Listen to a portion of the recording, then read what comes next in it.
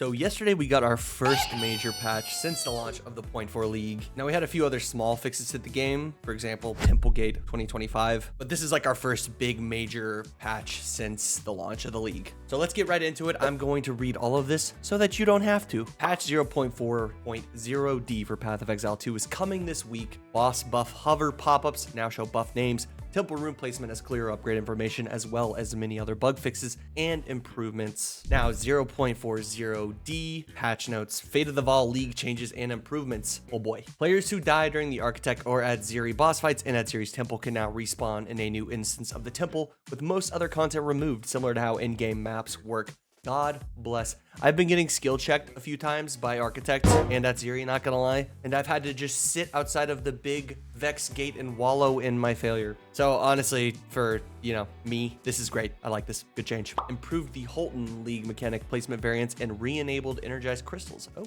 okay. Interesting.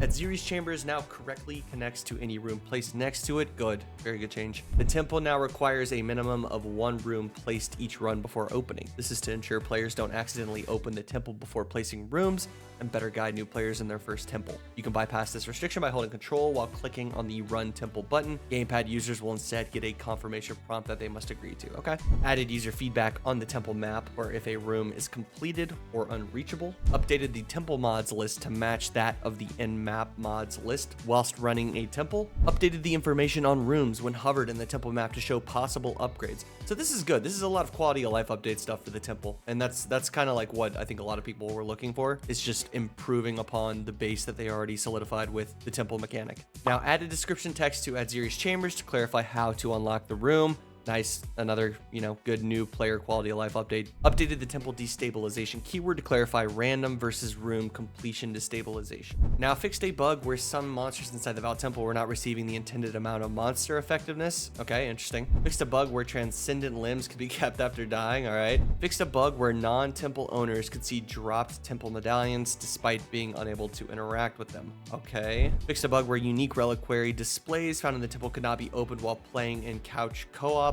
Fixed the maximum medallion check for couch co-op, preventing players from picking up medallions if the temple owner has the maximum amount. I'm more of an SSF player myself, so I don't even play like couch co-op. So if you're a couch co-op player, these fixes affect you, but yeah, like I'm an SSF player, so I don't really play with groups or like couch co-op. I'm more of a solo player myself. Okay, that's all the Vaal League mechanic changes.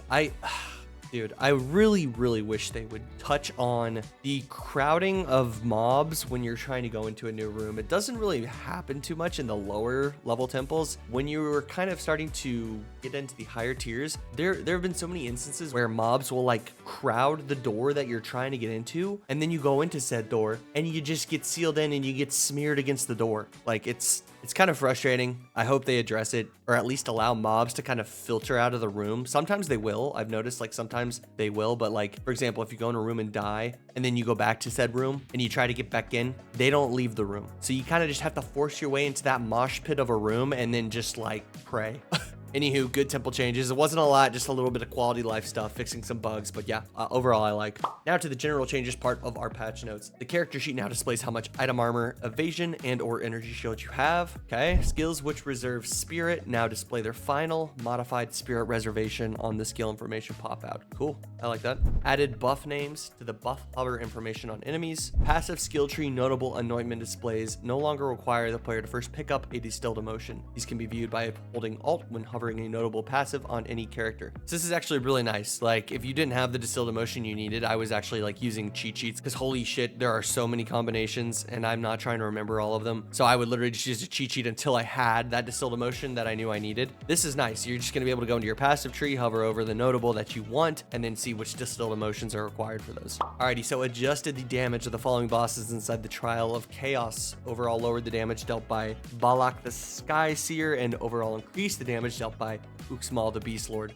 God bless the amount of hardcore characters I have lost to that damn bird, bro. If I roll that boss on my Trial of Chaos, there's a 50-50 chance I'm starting the trial over because on a hardcore character, that boss is a coin toss. Many a hardcore runs have ended to this bastard. So I like that. That's a good change. Also, good change on the Chimera. That's definitely the easiest boss in the Trial of Chaos. So, hopefully that makes him a little bit more difficult. Now, all Quadrilla monster variants have been working out and now deal more damage. Alrighty, my Quadrilla's been hitting the gym. All right, I love it. Reduce the damage of the Vornos, the Fell Flame, and Morvok, the Infernal bosses. Okay. Phantasmal Arrow no longer targets the ground. This fixes various range bugs it had with the additional projectiles and barrage. Spectral Fire now uses the player stats for calculating its area of effect and dealing damage. Okay, so I have not messed around with Phantasmal Arrow or Spectral Fire just because I haven't really used a build that utilizes either of those, but good to note, good to note. So next we have updated the Spectral Fire keyword to correctly state that damage modifiers do not scale the explosion further. This is purely a description change. Okay, another Spectral Fire update. Socketing an augment now shows distinct art representing the augment and that socket rather than a generic rune image. Okay, that's cool. So you're able to just like see easier what augment is on each piece of gear. That's a good change. Next, we've got added an info pop-up when hovering the button to run logbooks to make it clear you must first select a designation area. Okay.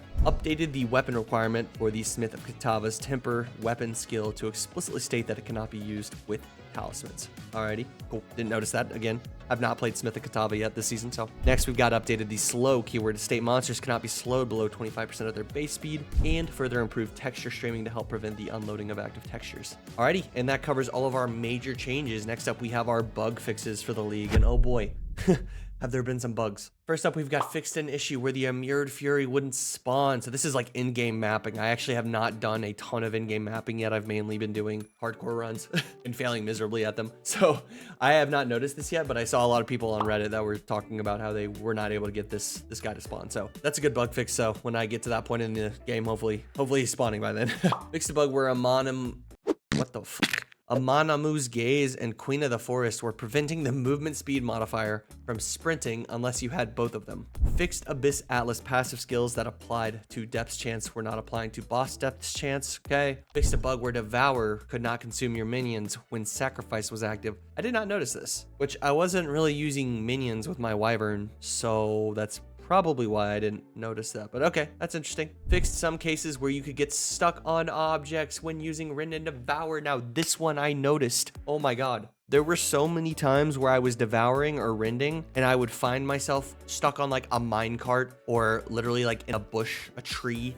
I was like, all right, cool. So I was literally like opening up my teleport to my hideout halfway through fights and then teleporting back into the area to get unstuck. It was very annoying. So that's cool. I'm glad that they fixed that. Fixed a visual bug where Spectral Fire's visual explosion was half its intended size. Fixed a bug where Raging Spirits couldn't be targeted by Skeletal Arsonist's Explosive Demise command skill. Interesting. Again, these are skills that I have not tried out. So good to know that these bug fixes are, getting hit. Fixed a bug where Fate of the Vaal encounters Inspired Bashar, Matlin Waterways, and Solitary Confinement didn't have a guaranteed reward. Fixed a bug where Abyssal Eyes were not included in the socketed item counts, notably on Morior Invictus. Fixed a bug where certain cosmetic shapeshift ability effects weren't displaying, e.g. the fiery bear paws of Walking Calamity. Okay, so just like a microtransaction issue there. Fixed a bug where the Atlas passive nodes for increasing the chance of spawning monsters loyal to Amanamu and Ulaman boosted the other faction. Okay. Fixed an issue where the Headhunter unique was sharing visual effects from the Flesh Poppet unique. Wouldn't know. I am on SSF like I said earlier, and all of my orbs of chance have failed to hit. So this is very sad for me. All I want is my Headhunter. Come on. GGG. Please. Bless me. Now fixed several conversation topics that had empty dialogue for druids. Fixed a bug where the Abyssal Tornado effect microtransaction would remain visible forever if it has absorbed shocked ground. That's hilarious. I do not have this effect. That is funny though. I didn't know it was doing that.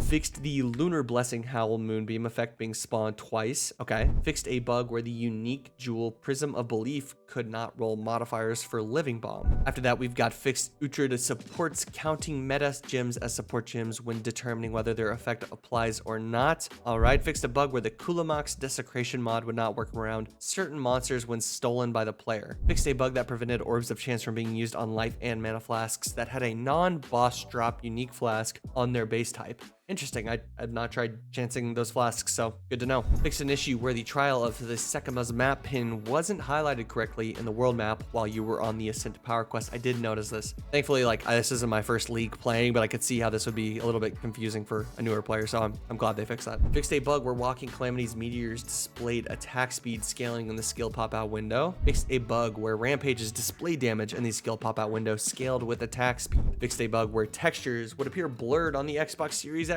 Oh no, my console players. We got a few more console fixes, so you'll be happy here. Fixed a bug where the Phoenix dodge roll effect was invisible on PS5. Fixed a common client crash on Xbox. Okay, we got a few Xbox players in my streams, so I'm sure they will be very happy about this stuff.